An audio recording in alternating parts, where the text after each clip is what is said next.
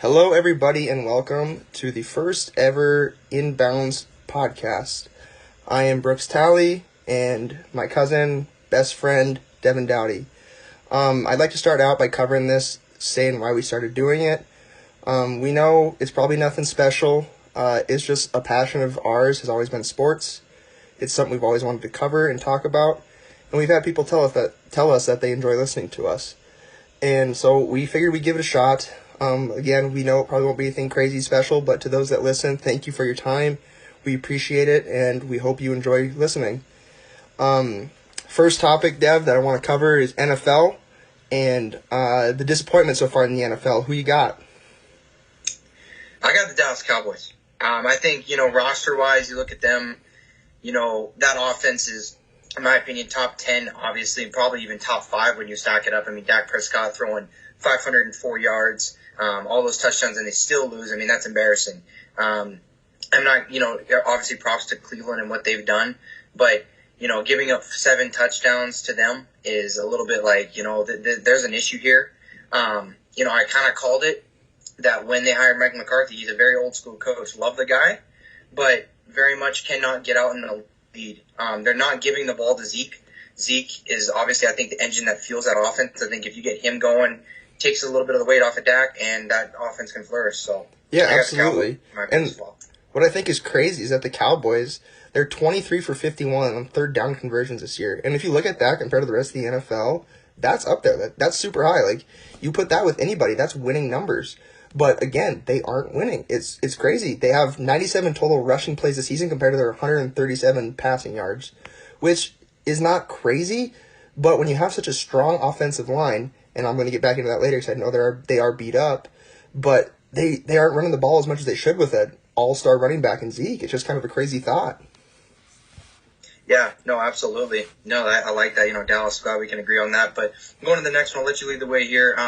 When fully healthy, who's better, Atlanta Falcons or the Los Angeles Chargers? I got to go with Chargers, man. The Chargers are just a young core right now. They got Kenneth Murray, that linebacker out of Oklahoma, and they got, obviously, Herbert's killing it. I mean, they have one of the best turnover ratios right now in the league at -4. Atlanta's great, but, I mean, they've been so consistently blowing leads, and this isn't something that's, just started this season. It's constantly happened.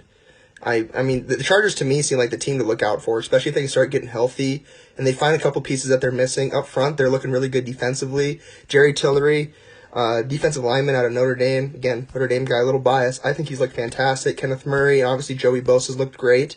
He's battled a little bit of injuries, and Melvin Ingram's been battling injuries, but every time he's been out there, he's been a playmaker. Defensively, like I said, they're getting turnovers. They don't even have Derwin James, right? Is that the safety? James, 6 months out. That hurt big. Yeah, I mean, and he's a turnover machine in that secondary. Yeah, no, I mean, I have to agree with you there. I think Atlanta, they started on the decline when they blew that Super Bowl lead to Patriots. I think that really, really took the sails out of them. Obviously, making it that far is a huge accomplishment. They have, look at it, they're super banged up, but, when they're healthy, Julio, and you got Todd Gurley, Matt Ryan, but it's just amazing to me how teams will go so long and they don't give, a good quarterback like Phillip Rivers. Chargers never gave him an offensive line.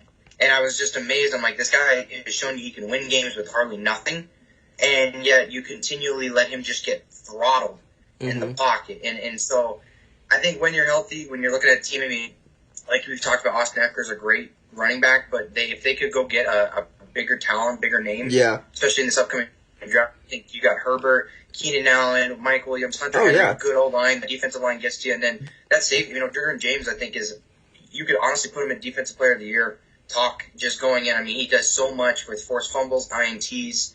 It's just he's a crazy good player. I have this crazy thought in my head where I could see the Cowboys getting really desperate. Obviously, it's kind of hard to see them getting desperate in the NFC East with how terrible they are right now. But I could see the Cowboys getting desperate, and I could see the Chargers making a real big blockbuster trade to get Zeke. Because I could really see Zeke in that offense flourishing a lot. I mean, Herbert's mobile. They could get Zeke out on a lot of screen passes. He's a great route runner, great receiver, great ball catcher. Obviously, great running back. I could see that meshing really well. I mean, if something, obviously that's pretty far-fetched, but I could see something crazy like that pulling together. I mean, in my opinion, they're a couple pieces away from being a really solid team, one that you see on the schedule and you're like, man, I really don't want to play them this week. No, absolutely. No, absolutely. We're gonna move into the next one. Best team right now in the AFC and the NFC. So I'll lead it off. So for the AFC, I gotta go with Kansas City Chiefs. Just look at the stats. They have the best team rating based on point differential with the 16.48, the best in the NFL. Obviously, they've outscored their opponents 117 to 74 games. Patrick Mahomes, stellar as always, 11 touchdowns, no interceptions with a 67% completion percentage. And then, Edwards Hilaire, 71 rushes, 304 yards and a touchdown. I mean, Crazy. Great production. Yeah. Really like what I see out of them. Obviously was a little worried going into the Baltimore game, but Baltimore just can't get over the hump to beat that team. I don't know what it is, but they just cannot seem to get over that hump.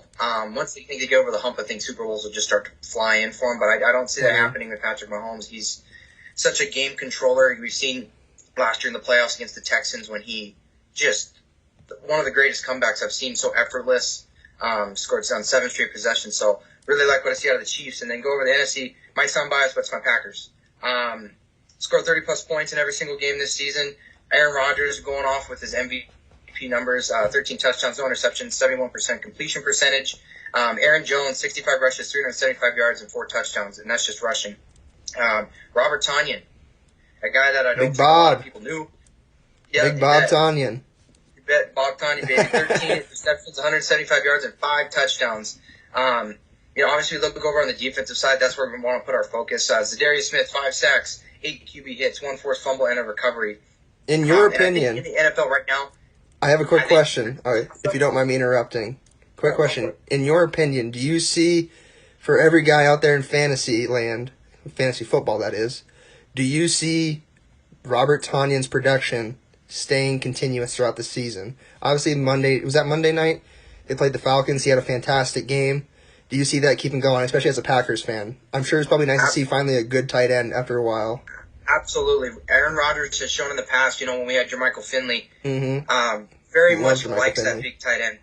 And I think we have a lot of good young guys as well below Robert Tonyan. I think Tonyan's perfect because he takes that pressure off of Allen Lazard, Devontae Adams. And he's so good at route running, getting through contact. He's a good blocker. I think this is not just, hey, this guy's going to play good while Devontae's hurt and then you never hear about him. I think this is the guy you can tell Aaron likes the guy a lot. Mm-hmm. He's comfortable with him. He said he's like, he turns his head to the ball at the perfect times. He's looking for it at the perfect times, gets open. I really, really like Robert Tonyan. I think he's a dark horse that you're going to see in Green Bay for a while. And what I really like seeing out of Green Bay is, in the past years, Rodgers always got that swagger, But, ever since he started doing that discount double check, you haven't seen him having as much fun. He looks like he's having so much fun in that offense. Obviously they scored that touchdown, him and the camera flexing and everything. He's having fun. And that's great to see. Rodgers, one of the best gunslingers the game's ever seen. I just think that's awesome to see. And Matt LaFleur's offense looking fantastic. Matt LaFleur looking like a steal as a head coach. Everyone's kind of like, who the heck is this guy? And the Packers picked him up, but he's looking fantastic. Yeah, I think, that was my biggest thing. And, Aaron has praised Matt LaFleur. Said I really like the flow of Matt's calls, and Aaron Jones and Jamal Williams deserve a lot of credit too. They've taken a huge load off of Aaron. Exactly. Yeah, absolutely. He's so comfortable. He's getting great protection. He just like you said, he's enjoying the game like when he was playing back when he was young. And when a guy like that gets comfortable, we can win the Super Bowl because he's just that good. Produces plays. That defense, if Zadarius keeps doing what he does, and our coverage over the middle, it can be a little shaky at times, but I think Pettin's got it good enough at the defensive end that I think Matt LaFleur is just going to keep pushing that offense, and I think we see a really record-setting year out of Green Bay. Absolutely. And I'll take my turn at that segment. I'll give you my AFC. Again, I will say it right away so I don't get any bias or grief. I'm a Cleveland Browns, Denver Broncos guy. Those are my two teams. My heart's split in half for both of them. I care about them a lot. But my team in the AFC is the Cleveland Browns right now. That offense looks so explosive right now. Obviously, OBJ is getting a lot of touches. They're probably going to have to get the ball into the hands of guys like Hooper a little bit more. Chubb being out is a huge blow right now. And then they get, obviously, Jarvis Landry's Mr. Old Reliable. Too, isn't he? David Njoku? Yeah, David Njoku just came back off the IR, so that's going to help. I mean, they love running that 2 tight end and 3 tight end set. And kind of the dark horse, in my opinion, has been the rookie they drafted in the 6th round. I'm probably wrong, might be right, I don't know. Harrison Bryant out of Florida Atlantic. He was great player. I don't have it in my notes right now, but he won the college football's best tight end of the year award. Great blocker, great pass catcher, and he just seems to be like slowly finding his niche in this offense, finding where he fits in, especially in the red zone. They love to like run him one of those little like curl routes where he runs, stops, turns back around, and they find a little hole in the zone. He's doing great at that. Cleveland's D-line, Myles Garrett is a monster, but defense for Cleveland is a little sketchy. Obviously, that's going to be something they need to address come trade deadline, I believe. Denzel Ward is a fantastic cornerback. They haven't been singing his praises enough, in my opinion. Denzel Ward has one of the best cover ratios. And then, obviously, Myles Garrett's turnover sack machine. Linebacking core is young, but they're playing really good. B.J. Goodson, Mac Wilson's playing good. And then, obviously, like I said, the run game with Nick Chubb being out is going to hurt. But Kareem Hunt's going to pick up a lot of the load. Kareem Hunt's a fantastic running back. So, yeah, Cleveland, I just feel like that they, obviously, again, I'm biased, but they have a lot of the pieces they need to be good.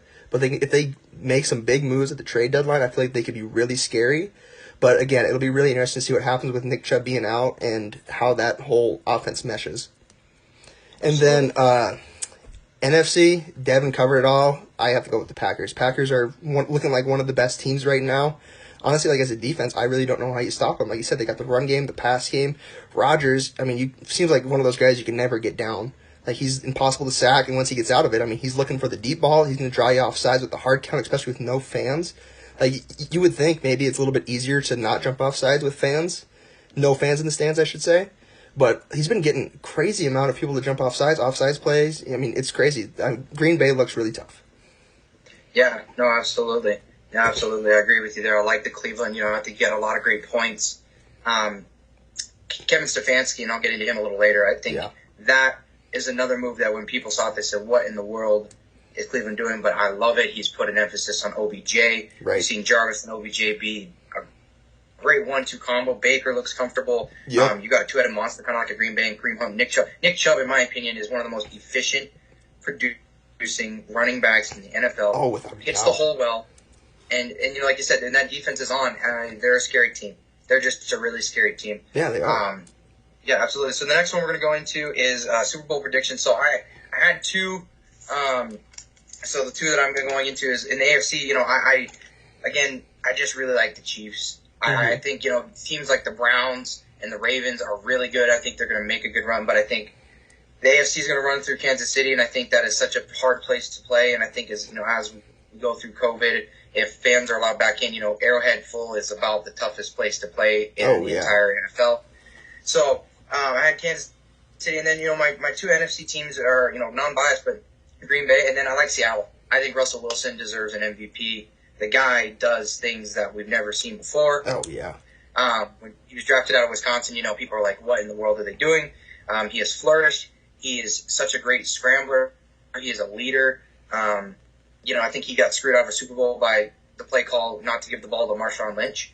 I don't think the interception was his fault, but I like Kansas City and Green Bay and Kansas City and Seattle. I've said if they're healthy, obviously it could change, but Baltimore just can't beat Kansas City, and nobody, I think, in the playoffs, I think Aaron Rodgers and Russell Wilson are two of the hardest quarterbacks to go through. Aaron Rodgers, 10-8 career record in the playoffs, 4-2 at home. Russell Wilson's 10-7, but he's 6-0 at home. So he's pretty much a lock at home postseason. Again, I really, really like those three teams. I could see a Cleveland. I could see a Baltimore sneaking. I could even see a Pittsburgh. Yeah. I like TJ Watt, not to get sidetracked, but I think those are my three teams. I think they're just, when they're healthy, if they're doing what they do, I think they have the best chance of reaching the Lombardi Trophy. Yeah, absolutely. I agree with that. For me, obviously I have the Browns written down. It's just nice to see them playing good. How possible I think that is, probably not. But I kind of took some reaches here. Again, dark horses, you kind of like to hear the guys you don't really think about that often. First one I have down is Indianapolis. Indianapolis, when they had Jacoby Brissett, were tough. They were a really tough team. They had a lot of injuries going on.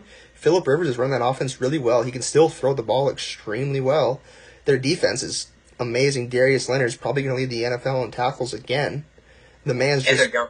Yeah, and they're young. Yeah, he just finds his way to the football, So Indianapolis, to me, looks like one of those teams that they could notch out some of those tough wins and then find their groove come the playoffs with Phillip Rivers and everything.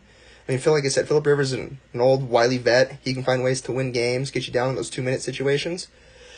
My second AFC team is the Las Vegas Raiders. I hate the Raiders. I will say that straightforward. I really hate the Raiders.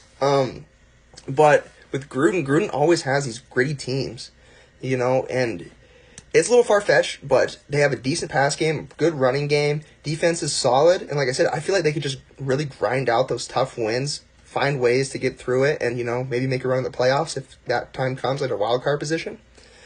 And then NFC, I really thought about taking these guys out of my notes and talking points, but I'm going to say Tampa Bay still. It's really hard to ever count out Tom Brady. I mean, the GOAT, as much as I'm probably going to get a lot of shit for saying that. You can't say anything about 6 rings, No, no. Bruce Arians is a good head coach. I think it really hurt that they had O.J. Howard tear his Achilles. He's a big piece of their offense. Gronk is non-existent. Gronk probably should have stayed retired. He looks like an old man. But, I mean, his brain is basically mashed potatoes. He's got a metal spine. But but the thing about Tampa Bay that I really like is how great their defense is. Their young linebackers, Devin White, Shaquille Barrett, I mean, they look really tough. Linebackers that just make plays constantly. And they have Antoine Antonio Winfield Jr., their rookie safety. He's playing really good. I mean, Tampa Bay, they have the pieces to be really good. It'll just be interesting to see if they can finally start finding their groove. And then the other team I was going to say is the Packers. Like we said, Packers look tough, so I won't go into them too much, but I definitely see the Packers doing it or taking it all. No, absolutely, and I love your points. The Raiders, I forget his first name, but the tight end Walker. Yeah, Darren Waller. Really, really like the guy. Waller, sorry, not Walker. Waller, yeah. He is the best combination of power and speed I've ever seen out of a tight end. Since Gronk, in my we've seen opinion. guys like Tony Gonzalez and other great prolific talents, Dallas Clark. He's just really good, and Derek Carr looks comfortable. Josh Jacobs is a guy that doesn't get a lot of credit, but the dude can run the football. Yeah, very well. Gruden, it's never about the regular season. It's always about the postseason. We've seen what he can do. And then Tampa Bay, yeah, hard to count on Brady. I really was disappointed in how they played Thursday. I really, I thought the Bears did earn it, but they also didn't earn it. I thought Tom Brady and the Bucs were going to jump on a little earlier. Nick Foles was kind of stuttering out of the gate. But I think, they're building that chemistry. Mike Evans and Tom look to have a great connection really already off the bat. Yeah. And Mike Evans has been looking for that ever since he kind of got drafted. So I really like your teams there. They're awesome. That Thursday night game, to me, it felt like both teams were getting their ass kicked and nobody was winning. It was just painful to watch. It really was. It wasn't a good football game. No. It was just brutal. Who had the less errors? That's the kind of football game is less turnovers, less errors. Because I've never seen Tom Brady not really recognize what down it was. That kind of threw me off. I was kind of, really, really confused. But again, we're 4 or 5 weeks. We're in the 5th week this week. It's early. Can't put too much into this. Just kind of what we see right now. The next one was the biggest dark horse underdog for playoffs. The Super Bowl kind of already went through what we just talked about. Yeah.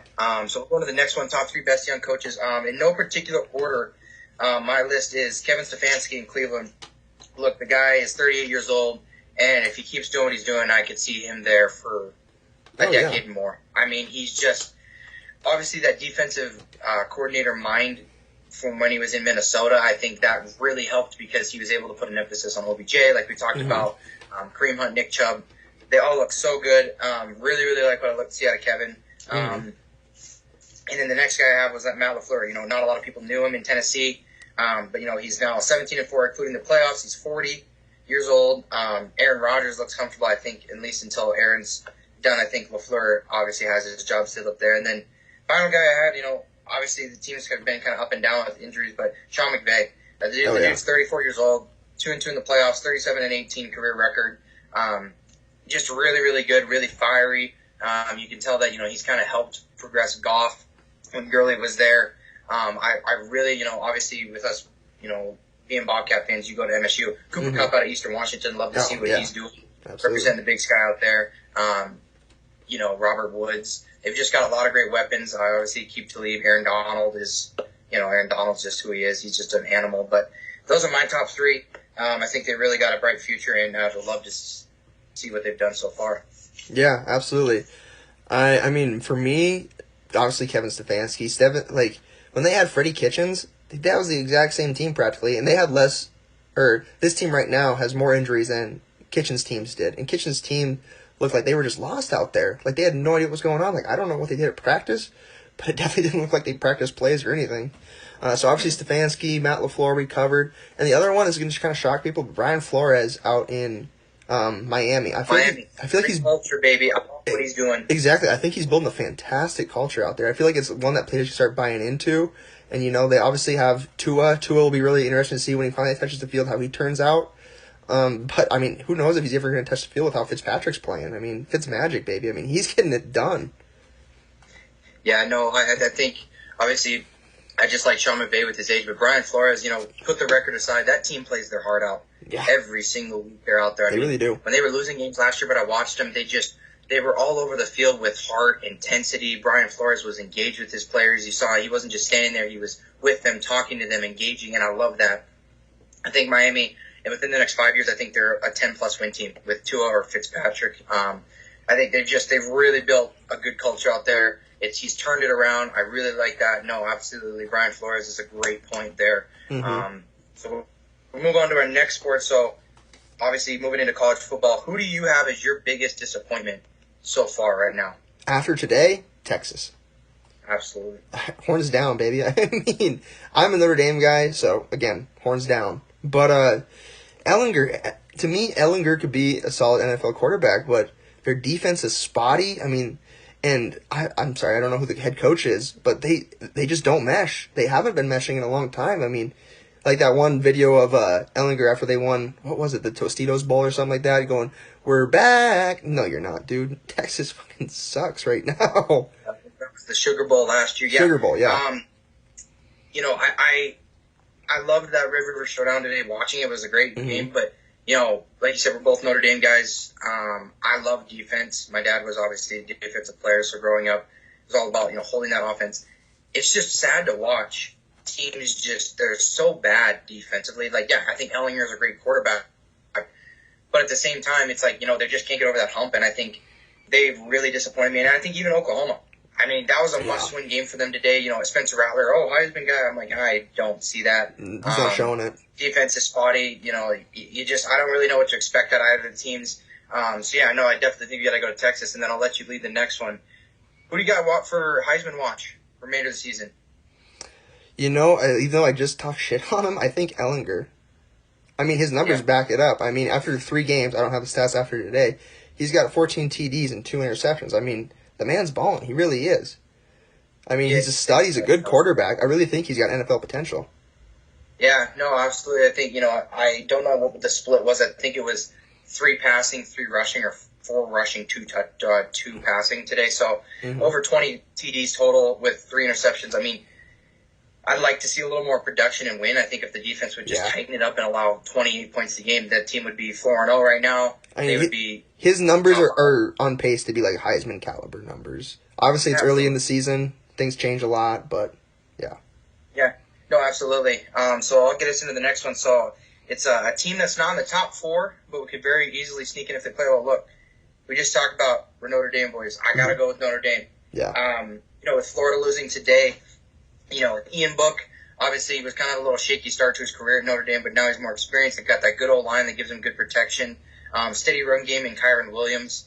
That defense is really led by Jack Kaiser. Got to bring up his name here. Owusu Koromoa.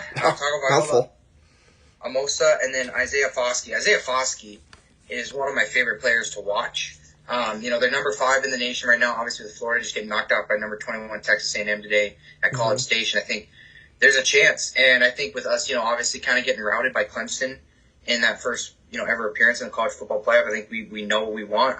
Brian Kelly still kind of shakes me up. I don't know if he can get over that hump with a win, especially, if you have a Georgia, Clemson, and an Alabama. Those are going to be 3 hard teams to get over, but I got to go with Notre Dame. I like them. I like the culture. I really like what I'm seeing out of production defensively and offensively, so no bias. I think they look really good on paper and to the eye right now. Yeah, I would love to say Notre Dame, and as much as I probably should, I just can't, man. I mean, they've broken my heart so many times. I mean, I'm like, damn, this is the best team they've had in years. They go in the playoffs and they get absolutely shit on. Yeah. It's difficult. To me, after today, A&M, Texas A&M looks like a team that has a lot of potential to be really good. A lot of speed, a lot of strength. I mean, A&M looked tough. No, I think Kellen Mond, I think that's his name, the quarterback. Mm-hmm. Just a really good leader. I really like what I see out of them. Obviously, like I said, Notre Dame, I like them. Worry me a little in them. Just they don't really put ranking behind their name or their opponent. They went out today and they put the boots to ass on Florida, Amen. and they got it Yeah, done. absolutely. And I was really, really, really great game. I thought there's some really great games overall today. So yeah, no, I like those two picks. I think, like you said, I would trust A&M more than Notre Dame going in. But I think if Notre Dame can tighten it up and really start to get rolling again after obviously their COVID outbreak, I think we could see something to hope. Mm-hmm. Yeah, I agree. All right, I think we lost Devin for a second here, folks, so I apologize. He's back. So I was, I was just tossing, turning, trying to figure it out. But I had to go when I think about culture. That's obviously seeing results over a long period of time, and I got to go Alabama. I have to go with a winning culture. Mm-hmm. I think Clemson's is right there, Georgia's teams like that. But 14th season, under Nick Saban this year, Alabama going into this year, 159-23 record. They lost back-to-back bowl games in 2013 and 14. Their lowest winning season, they still had 10 wins in 2010.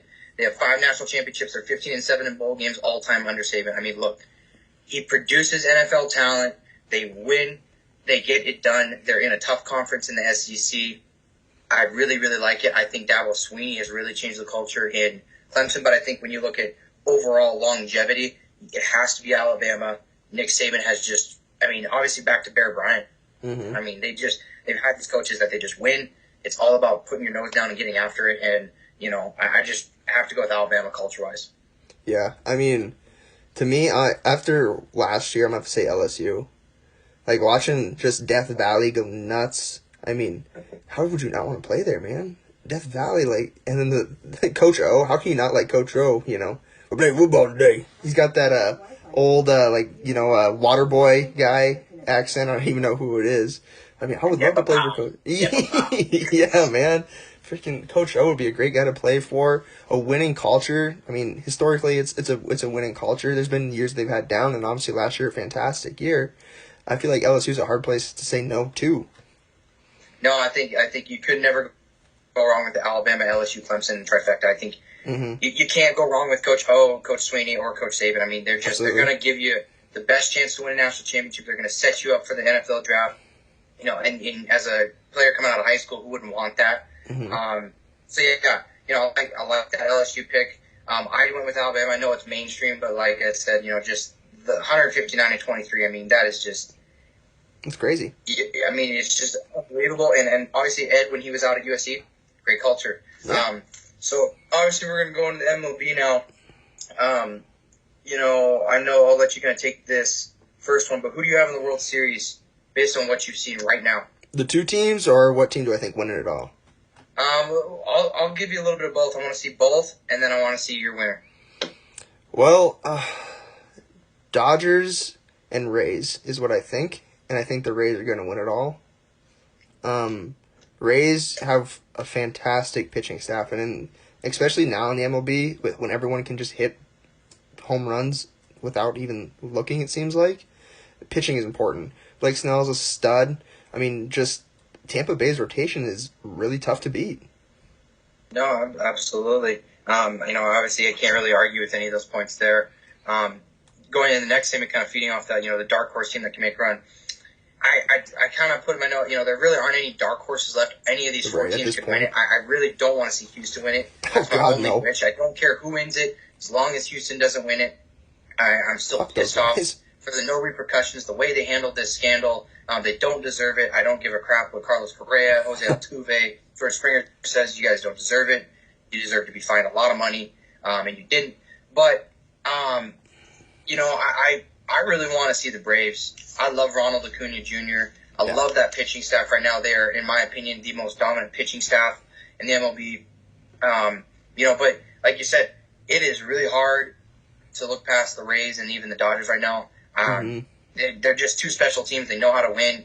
Obviously, Rays with Blake Snell, but that offense is just scary. I've never seen an offense. They kind of came out of nowhere. I didn't really know much going into this year, and all of a sudden it was like, wow, they're the number one seed in the AL. Like, how is this happening? Where did this turnaround come around? So, Right. I love it. But yeah, I'd obviously have to say I want to see the Braves. My grandpa's been a Braves fan for 50 plus years. Yeah. That happened for him. So then I'll let you guys go on to your next one. AL and NL MVP. Who gets it? I really don't know who I'd pick for either or, but I will just say Ronald Acuna is a monster. He is a fantastic baseball player.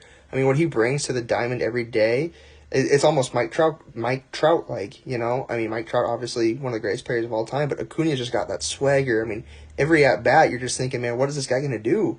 Fantastic outfielder. I mean, he's fantastic. He really is. I think he's just the MVP. I really don't know who I got for either, but I just think overall Acuna should be the MVP.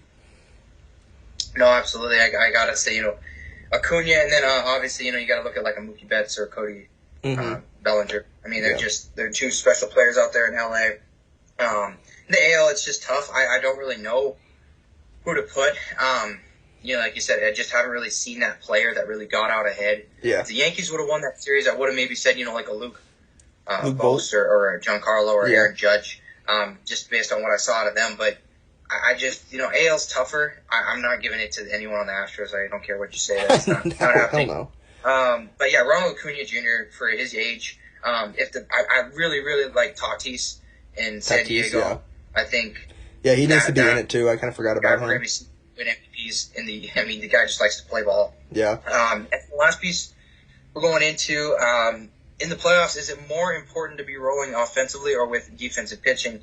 I just kind of pulled up some stats. So, personally, I think it's defensive pitching. I think your offense feeds off of your defensive pitching. I think the Braves are a great offensive team, but I think looking at their pitchers getting into the 7th and 8th innings without no bullpen changes and no roster rotations, I think that is hugely beneficial. I think that's why their bats, they could just swing away. They're like, our defense ain't giving up runs. Like, this team ain't going to get us there, so we just start swinging, and it has worked. The Braves' average ERA right now, what do you think it is?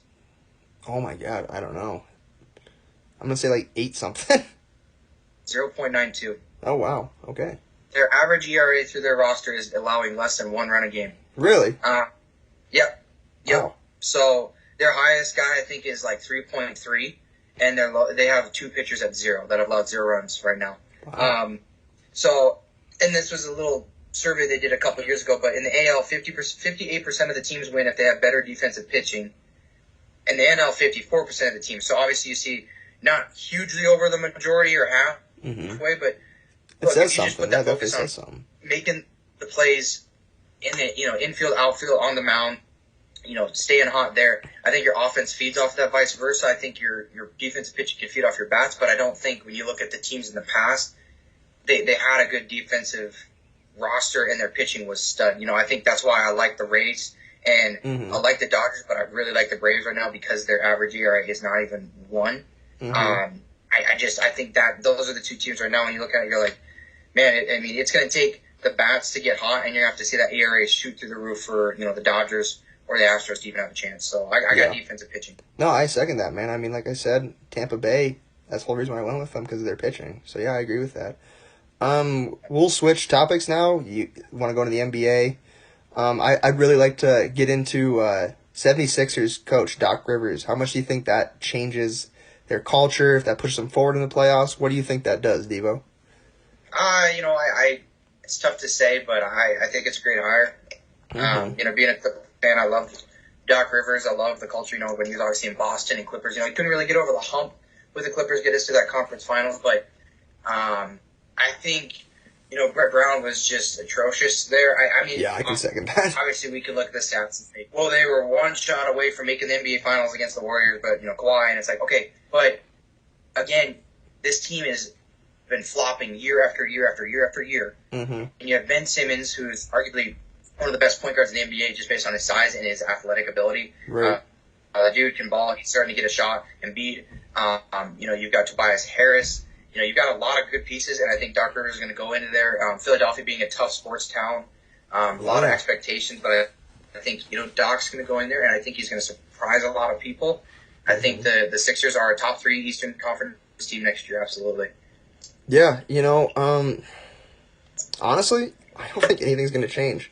I think the Sixers have an attitude issue, and I like Doc Rivers as a guy. I think he's a pretty good head coach, but he couldn't get it done with Paul George and Kawhi. He couldn't get it done with that fantastic Lob City Clippers team. I really don't know what's going to change. He's been saying that he wants to make Ben Simmons more of a focal point of their offense, but the man couldn't shoot a 3 to save his life. If he couldn't even hit a broadside of a barn if he needed to. It's ridiculous. So I really don't think anything's going to change that much for the Sixers. I think they're kind of going to need a wake-up call, which might be a big blockbuster trade if Ben Simmons or an Embiid leaving. So yeah, I don't know, man. I really don't think anything's going to change in my own opinion. No, I think it's such a toss-up. I think you can say, yeah, they're going to be really good, or yeah, they're going to flop. I think Simmons and Embiid need to get split up. I don't think they work together. It's not looking that way. I think they're just selfish players, and not in the terms of, but I think they want to be the guy on the team. I think they want to be that dude. Mm-hmm. And so I think it's really hard to share the spotlight in Philly, and I think either they're going to, like you said, do that in a big blockbuster trade, or Doc Rivers is going to come in there and whip them into shape and say, y'all could win this thing if you would just work together and quit being little kids about it. But no, I like that. I'll let you lead off this next one. In your eyes, who had the most disappointing season? I feel like that one is, I get a lot of people agreeing with me, the Milwaukee Bucks. How do you lose to the Miami Heat with, love Jimmy Butler to death. Fantastic basketball player. You got to admire the hell out of the man's hustle and won. But the Milwaukee Bucks just, looked like they just let him, they just gave it to him, Giannis played hard, but they had no heart. They really didn't. The Miami Heat, they should be called, the Miami Hearts or something, because they just play with so much energy and passion. And the Bucks, you did not see that at all. So, if I was a Bucks fan, I'd be really disappointed with what I saw out of them. Yeah, no, absolutely. That's why I thought Giannis was not deserving of the MVP. He was not even a factor in the playoffs. It's okay, if you quit putting so much focus in Mike Budenholzer. It's quit putting all the focus in the first 82. This is about the last 4 series of the season. That's what makes LeBron so good, is he's not worried about what we do in the first 82. It's all about the postseason. So for me, it was a kind of a toss-up. Being a Clippers fan, I had to throw them in there as well. I think the Bucks, yes, absolutely. I think the Heat just kind of caught, fire, no pun intended, but they caught it at the right time. They want it. Jimmy Butler's a dog. Duncan Robinson, Tyler Hero, Bam Adebayo. They're just phenomenal to watch. Last night watching Jimmy play 47 to 48 minutes and just what he wanted and got it, and it was this team is for real. The Clippers blowing a 3-1 lead to the Nuggets. You go ahead and get rid of Doc Rivers. You were favorites for a lot of the people to win the title, and you fell way short. The last 3 losses to the Nuggets, they were outscored 326 to 292. That's embarrassing. Yeah. I love the Nuggets being from, going to college in Colorado Springs. I've watched 5-6 Nuggets games, and I love them to death. I think they're a piece or two away from being a title contender, but they got dismantled. You didn't look like they wanted it. Playoff P needs to shape it up. I'm tired of it. He sucks. I know what you went through now. I'm tired of it. Kawhi having 2 games. I think one of them he had 0 points in the fourth quarter, and the other one he had 4. Are you kidding me? Max Kellerman sitting up there saying he's the best player in the world. It's I know if he can't get it done when I need it the most as a Clippers fan, throw him out the window. That's just unacceptable. So I think Clippers Bucks. Definitely the most disappointing seasons by far. Yeah, absolutely. So, if we had to, going into next year, obviously, no bubble, who do you think wins? It's tough. Obviously right now I got to look at the Lakers. Yeah, it's hard not to. It's hard to bet against LeBron and AD right now. They are comfortable. I think, although they were disappointing this year, I think my Clippers turn it around. I think they kind of learn from this. I think they can make a run at it. And then, obviously, I think if the Miami Heat go out and do something, they can do that as well. But the other 2 teams I really like was the Celtics and the Warriors. Yeah. I like like I said, healthy Lakers and Clippers squads they've proved to be dominant. They can just absolutely outmuscle you. They bully ball you. The Celtics, I mean, from 1 to 5, you can't really find any flaws. Kemba, Gordon, Jalen, Jason, and they're such a great roster. And I think they kind of figured it out this year. But yeah, Walker, Tatum, Brown, Smart, and Hayward. I mean, and then obviously you got Enes Kanter. I love that squad. Yeah. Love watching them. The Warriors, they're young but lethal. The Splash Brothers, when they're healthy, they can do what they do. I mean, they stretch that court almost to half court, and here's where you got to start guarding them, and they'll start throwing that ball up, and they'll make 23s on you, and all of a sudden you're like, oh shit, we're getting absolutely kicked in the ass right now. So right.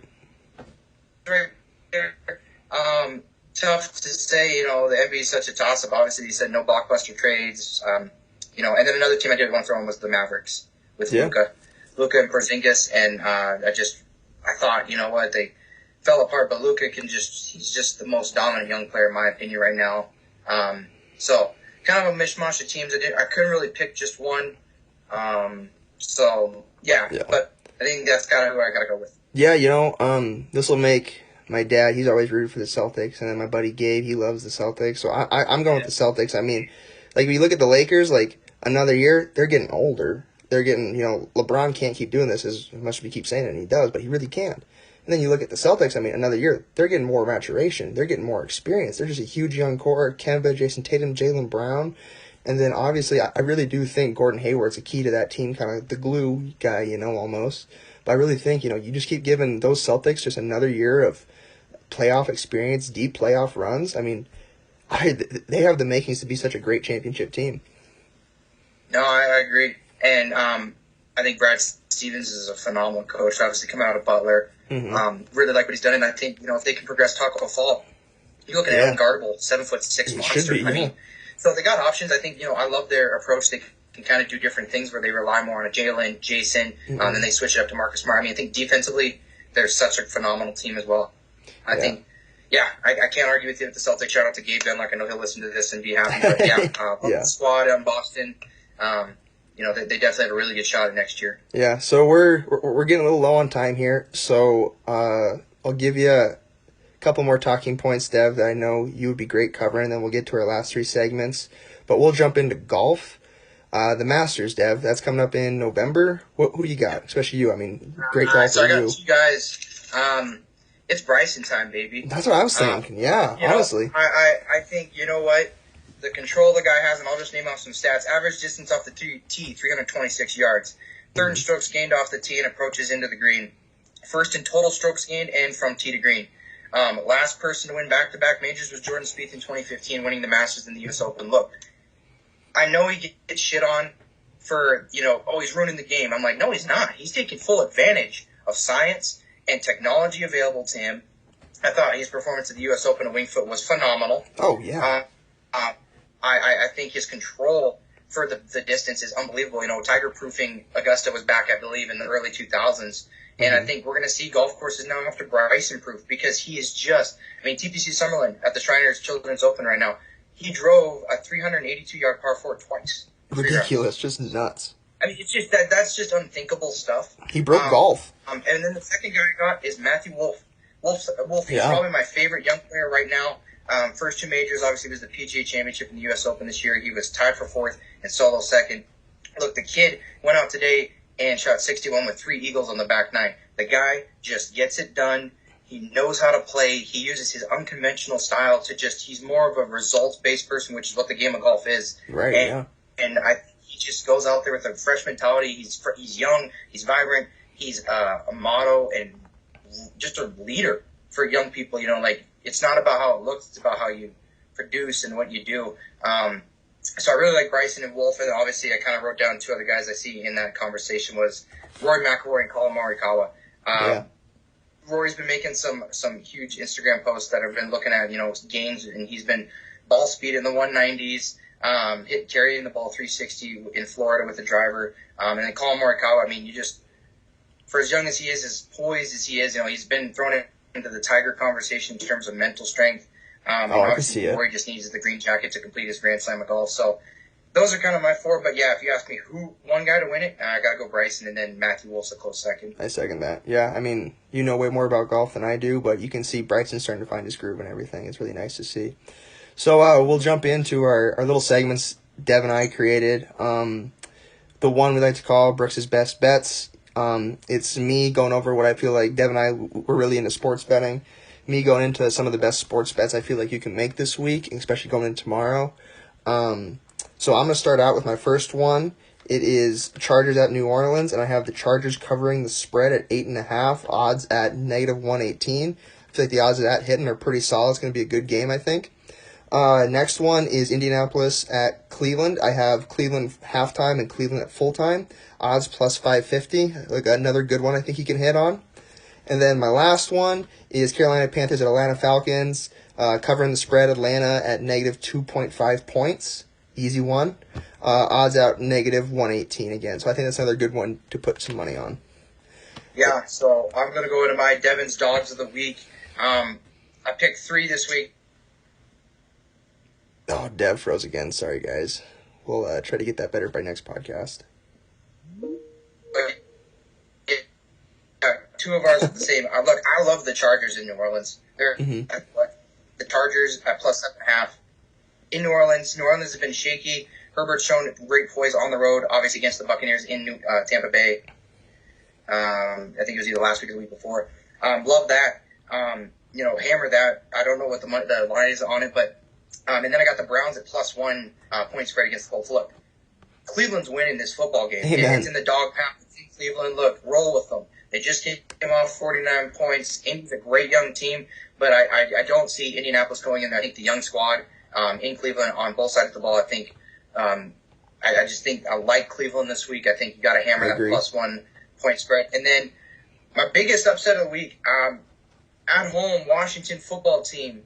They're a +300 money line to beat the Rams. They're doing it. I like that. Yeah. They're going to cover it this week. I think Kyle Allen, they're putting Dwayne Haskins down at third string. I know we talked earlier, Brooks. Mm-hmm. Kind of pulling that Jamarcus Russell, not watching film, not studying, which is sad to see. So much talent wasted. Especially out of Ohio State, why wouldn't you do that?